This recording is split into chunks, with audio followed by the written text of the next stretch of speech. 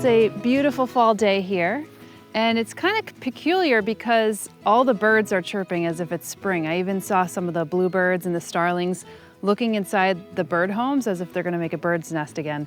But I think this is just, you know, the last couple weeks of it being really warm here before we get the cold season. But I wanted to give you an update on the Meadow House gardens, just give you a little bit of a tour of where we landed, because this will probably be the last video that we showcase of the Meadow House gardens this year before we close up for winter. And Sonder has been a real champ, and you could see that the beds are now lined with that aluminum yard edge bed edging.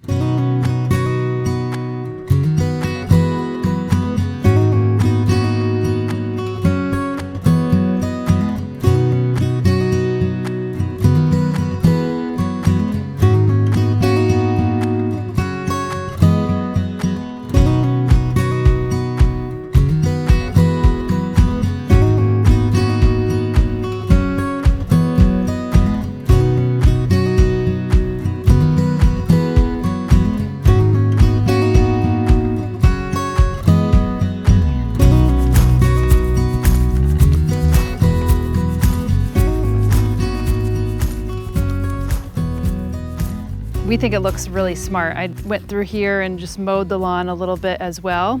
I mean, we love the look of it. There's one more edging that we have to do. Let's walk over there. And this one is a bit persnickety.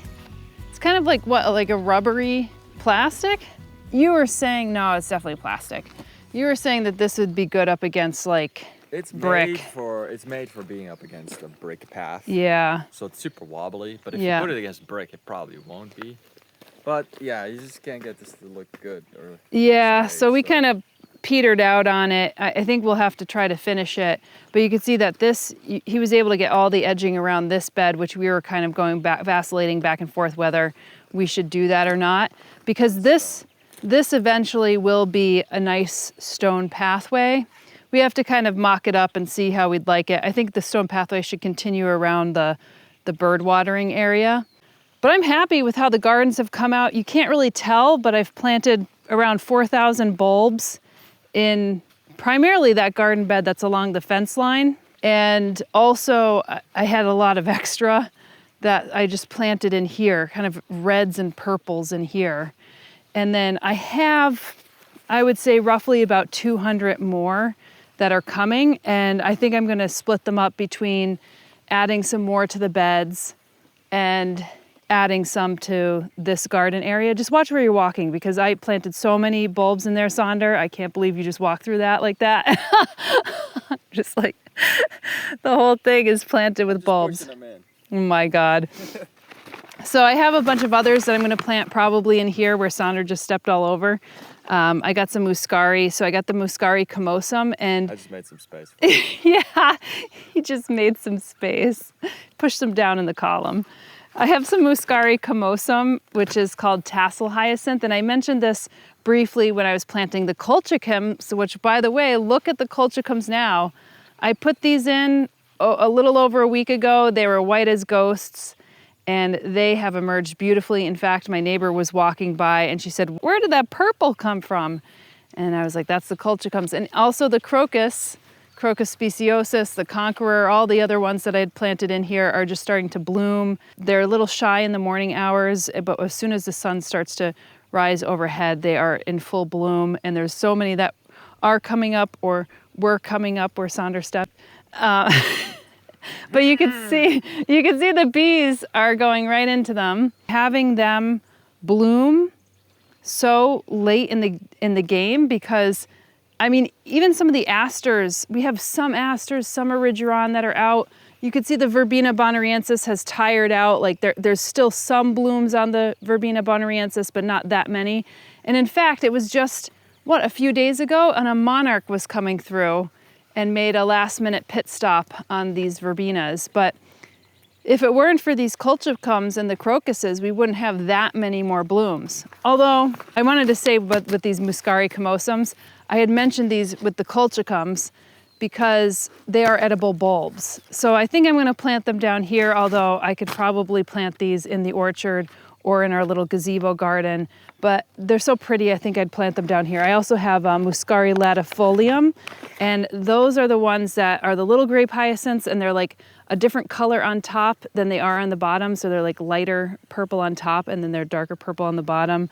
Oh, Allium atropurpureums. So I planted some Allium nigrums in here and some sphaerocephalons. So I want to plant those in here. I only have 10 of those. And I'm not going to plant them right away. I'll plant them after we finish the tour. And then Corydalus purple bird. I got these from Hudson Valley Seed. Looks like one is actually rotting a bit, so I got to get these in the ground. So I'll plant all those little bulbs in here. I didn't want to overtake any of the roses. And you can see, look at this beautiful rose. I purposely put these behind some fences.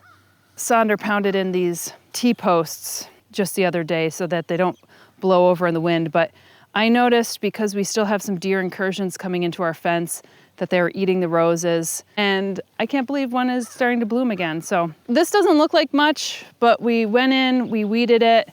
Like I said, thousands of bulbs are in here, so I can't wait to see what this looks like in spring. And then what we basically did is, after you put this through, we took some of that Espoma soil seconds that they needed to offload, and we just put the soil in so that there's a nice gradual curve or slope to this. So it's pretty nice. Here's one of the little bulblets. Comes off. I'm assuming we're gonna get some animals that are gonna be eating the tulips and whatnot. So we're not gonna have all 4,000 come up, but here's hoping. This one has turned out really nicely. You kind of have to step back and imagine what it would look like if you have like taller trees. So I'm getting excited for that. But I put the blueberries in some of the fences as well because they were getting eaten by deer. This is an experimental tree, so it's lost some of its leaves already for the fall. But this one is hardy to a zone 6. I gotta get you the cultivar name of this, let me see. Thunderstruck Lavender Blast. So this is one of the crepe myrtles. I'm testing it here. This may or may not work out. This one's getting eaten. I ran out of fences, however, so this one has not gotten a fence. I instead fenced up the rhododendron. We have a plan to fix the rest of the fence, but it might not happen until the spring of next year. This final garden looks great. It was one of the ones we finished. So let's talk about what we've done for the winter. See, all the furniture has come in. So all the furniture that was around here, even on here. I started taking in some of the planter pots. Still have to take in the agave, although this agave is hardy to this zone. But I think in a pot, it won't be hardy. So I'm actually gonna be taking that in with some of my rest of my plants. And I did put some tulips in here, so we'll see if they get dug out or not. Something that's kind of interesting is this is not yet in bloom. This is going to be one of our climbing asters, Ampeliaster, and it's a real late bloomer. You can see some of these asters are just out of bloom. These are really beautiful. They get really bushy. I'm looking forward to this, although I might miss it. Here's a little bumblebee trying to get the last minute on that sunflower. Yeah, I planted some tulips in here, and I planted tulips and crocuses in here, but this one, as well as maybe 6 or 7 other pots that I have that are in the shed right now, they're gonna be either I'm gonna keep them in the shed or put them in a garage or the barn. And my hope is that those bulbs will emerge because I've been layering bulbs, and I have like 2 or 3 more pots that I'd like to plant up because, like I said, I have like a couple hundred more tulips that are coming. Next year, what I'd like to do is have a large fountain. I think it's roughly like around 90 inches wide. And so this would be the center point. Serves as a trip hazard right now. But this would be the center point, and I think that would really tie a lot of this garden together.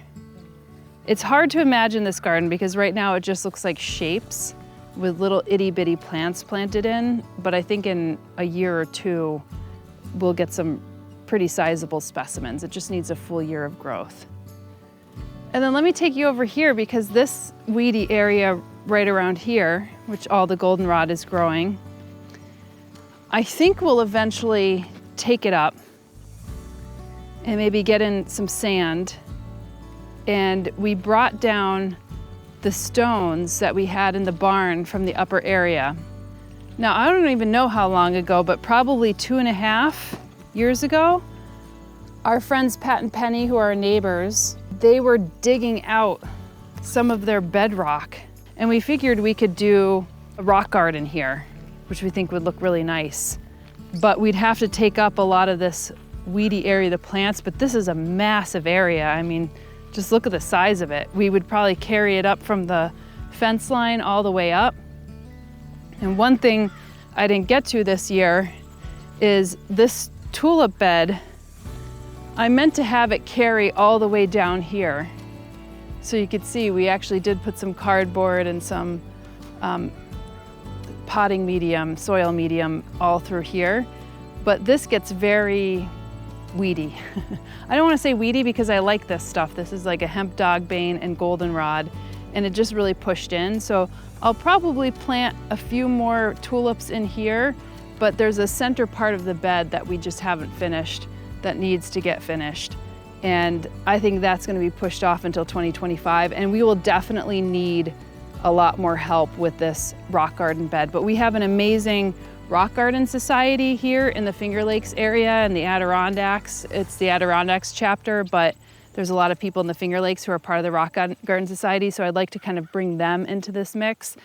And maybe that would be our first garden residency, is bringing in a rock garden designer to work with us on this. I think that would be a fun project. And we're gonna need more rocks than what we have, but I think at least we could start with this. I mean, you can't get these size of stones. A pallet like this at the quarry would be hundreds of dollars. So we ended up selecting some of the flatter ones. And so we figured by the virtue of bringing it down here, this gives us a little bit of impetus to finish this project. These are all round. And if you recall, like this was probably 3.5 years ago, I did a video on the geology of this area. And we had a geologist come in and talk about the different types of stones. And this is our native bedrock. Oftentimes it was we're at the end of the glacier, and so some of it got glaciated. But these kind of round stones are normally up from the Adirondacks area, and they kind of, as the glaciers were coming down, they kind of rolled these stones. I think she said it was kind of like chocolate chips and ice cream. You know, they just kind of rolled down and got deposited here. So these aren't necessarily part of our native bedrock, but they still look cool nonetheless. So, you know, probably putting those into some of the garden areas, we could roll them over. Another project I'd like to see that is kind of beyond this little 1/8 acre garden is an area that's right behind it. And this is kind of like a cozy nook. And I see this eventually being another project, maybe like the little secret garden path. But I don't think that's going to be a 2025 project. I think I'll bite off more than I could chew. But this wasn't meant to be a project for this year either. So one more garden under here. We have enough garden bed edging to do that.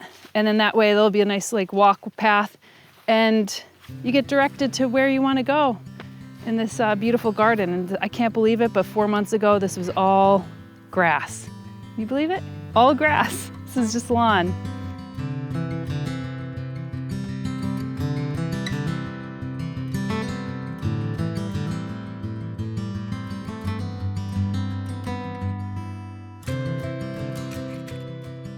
Some beautiful stuff we could grow up on the fence line too. I get all these ideas, but we have these espalier apple trees. So I've kind of continually trained them, and I've been cutting them as I go. There's a lot of branches that started to come out this way, so I just snipped those off. And I could see us even planting some really beautiful climbing peas that could climb up onto this area that have beautiful flowers, and, you know, edible peas, of course. So I think if I plant some seeds in there for that, I might have to protect them from certain animals, but otherwise, this is what it's looking like. I'm very pleased with it, and I think we'll be back in this garden likely in the spring of next year, hopefully when we have lots of bulbs blooming. So Thank you all. I really appreciate it, and we'll see you in the next video. Bye. If you've been enjoying these videos, give the channel a follow, tap the notifications button so you know when we drop the next video, and become a member of the channel to support our work. We'll be wrapping up the garden chores here in the next couple months and switching gears to more renovations and interviews around the area, so stay tuned here. We'll see you in the next video.